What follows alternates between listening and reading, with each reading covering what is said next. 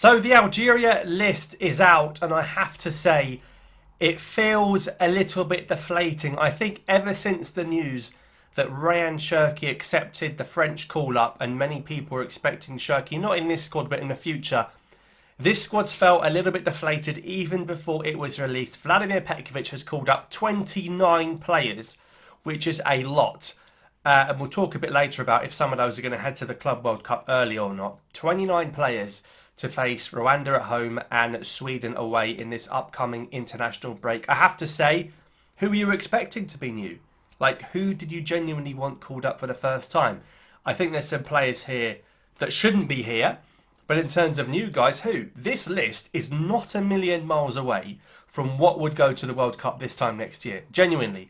At least 20, 22, 23 of these will probably go to the World Cup next summer. And that's a reality. Unless some huge guy bursts onto the scene, this is probably the best we have to offer right now. Now, before we delve into the squad, players that are not here. Tuba seems to be in and out all the time. Nair, who got called up last time for the first time, he's not here. You've got No Bulbina from Paradou. Now, this young Algerian talent, the top scorer in the Algerian league, many people are expecting Bulbina to be called up for the first time. Listen, I totally get that. More than worthy of a place.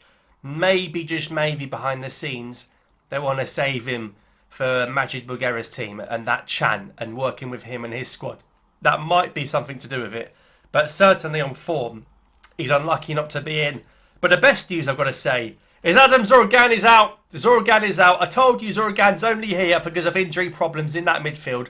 With this huge 29-man squad, Zerrouki still can't find his way in it. I'm telling you, the guy's not good. He ain't good. He scored against Liberia's second goalie. That's it. You could have done that. I could have done that. So let's stop talking about Zerrouki. He's well and truly all gone. So let's about this fella. Let's look at this squad then. Who have we got here? 29 players is a lot, to be fair. In goal, there's no Okija. What's happening with him? Okija has been on the bench for months. In this entire calendar year, he's been on the bench for Metz. He's been streaming Hogwarts Legacy. That's how bored he's been. And he can continue streaming Hogwarts Legacy because he hasn't got to go to Algeria and play against Rwanda or Sweden. So he's not in. Mandrea is currently a third-tier goalkeeper in France. His club got relegated from the second division. He's surely got to move. Gendou's probably going to keep the number one. He's burst onto the scene, Alexis Gendou's. I don't know how. Fair play, he's taken his chance. So Gendou's is in. And Ben Bort, the Usma goalkeeper, is there as well. So I think Gendou's probably give him the Sweden game and give another goalie the Rwanda game. I think that's fair. Now, defence, right? I think we're going to have to forget about Mitchell Weiser at this point. I don't know what's going on behind the scenes. The administrative switch was done. I just don't think they want him, which is a bit weird. But Kevin van den Kerkhoff, Kevin Gitoon, is back in the building after some time away. I don't know if he's even played since Mauritania, but Kevin van den Kerkhoff's back. There's a lot of fullbacks in here. You've got Ait-Nouri, Hadjem, Artal, Farsi, and van den Kerkhoff. There's a lot of choice for fullbacks there. Like I said earlier, no Tuba, no Nair in terms of central defensive options. Two guys not been around for a while. Maybe that's why we've been winning. But two guys in. Now, is Tugai going to be around for Sweden? Of course, his club, Esperance Tunisia, in the Club World Cup. It'll be interesting to see how that one pans out, of course. Belali and Tugai were playing against Chelsea, amongst other teams in that competition. Mandy Ben-Sebaini again. Are Dortmund going to make him come early to the Club World Cup in the US? We'll have to wait and see on that. What is Moderni doing here? I don't know. Clearly got some good contacts or whatever, but that's the defence. It's a bit of an old defence, to be honest. I thought maybe a Mehdi Dorval or a Yasser Larousse. Larousse is in Algeria right now, but they've not been called up. So I guess the big headline there is that Gitoun is back in. We'll see if he plays. Really tall, really tall. Lots of midfielders in there. Like I said earlier, Zerrouki is not, which is good, because he shouldn't be in.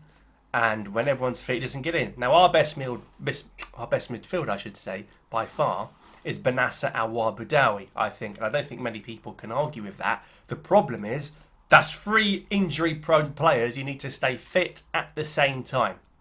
So there's other midfielders involved as well. Abdelli is in there, which is good, even though his side have been struggling in the league. I think he's a good player and he'll probably move to a better club in this summer transfer window. But goodness me, just when you thought we've actually won a couple of games without them, Nabil Bentaleb is back from the dead, literally back from the dead, by the way. And Zerrouki, I don't know how, but he's wormed his way back in. I mean, he's not even been playing for Feyenoord. I know he was injured in March, he didn't come. What is Zerrouki doing here? I mean, please, he's got to be a backup. We cannot be doing this. I can't be doing this again. I don't want to go back to Zerrouki, Bentaleb. Please, Vladimir, we can't be doing this. Please, leave it out. So, not sure about that. Shaibi and Mazza, they're more attacking midfields. Please, can we start Mazza? I mean, every time this guy comes on and touches the ball, he's an absolute gem. But please, can Mazza start a game? He's got to. Please, Vlad, just start Mazza against Rwanda. He's got to. I just can't believe Zerrouki and Bentaleb are back in. I mean, bless Nabil. He needs to rest his heart. What are you doing? Let's see. Let's see if we can finally get Boudaoui, Benassa, Aouar on the pitch against Sweden. Because I think our midfield, those three, are better than Sweden's midfield three. So certainly, our midfield is better than Sweden if we play those guys and if they stay fit. And of course, Aouar is buzzing. He won the league in Saudi, and he played a big part in that victory for Al-Ittihad. And then in the attack, well, I'm not going to spend the whole video talking about Belali again. I mean, what is the point? This time next year, he shouldn't be going to the World Cup. I don't get it. You look at Bulbina we spoke about. What about if you're a Rayan Colley, right? You're Rayan Colley, you're playing at QPR, you're on the fringes, bursting into the first team when you're fit. You're thinking, what more have I got to do to get in a team like this? We're putting Belali in. I don't understand it. Let Belali play the Arab Cup, please. I don't want to see this. And don't tell me if he comes on and does an assist in the last 20 minutes. That's not the point. We're talking about planning for next year. You could even say the same about Baghdad. Less so because you need more backup in that area. There's not many centre forwards, more Aguirre. But Baghdad, Bunajo will offer you something different. And it'll be physical and aggressive. I don't mind it. But he's in. Haj Morsa's in. Mahrez is here. He's fit to play this international break. Almost certainly Mahrez, Aguirre, Mora against Sweden. Xiaka from Copenhagen, he's in. He's another player that I think should try and get him more minutes under his belt. Ben Rama's still in. I mean, clearly, the coach has got his favourites, which every coach has their favourites. I'm not going to knock Vladimir for that. And when Ben Rama's featured, since he's gone to Saudi, he looked good in March. He came on that right-hand side, he looked okay. And he's been promoted with Neon. So, and of course, Ben Rama's another player that could easily play an Arab Cup as well if he stays in Saudi. So overall, I understand there's not the excitement, but what more do you want? Do you want Bulbina? You want Colley? You want Kadri? You want Tirawi? I mean, who do you want in here that's going to drastically change playing Rwanda and Sweden? Because for me, if you can field Genduz, Ait-Nouri, Mandy Bentabeni, Hadja Moratal, Benassa Boudaoui Aouar with Guiri, Mahrez and Amora, you got a chance of winning in Stockholm. So there we are. So that's the squad. So we're going to build up to the Rwanda game and then heading to Sweden myself. Inshallah, I will be there to watch that game. Please don't get a red card after 20 minutes again, Rami. And we'll see what happens in Stockholm. And we're going to see just how good this team is. Now, Sweden have not got Isak anymore. So just Gyökeres to worry about, which is still going to be a bit of a problem. So I understand if people are disappointed.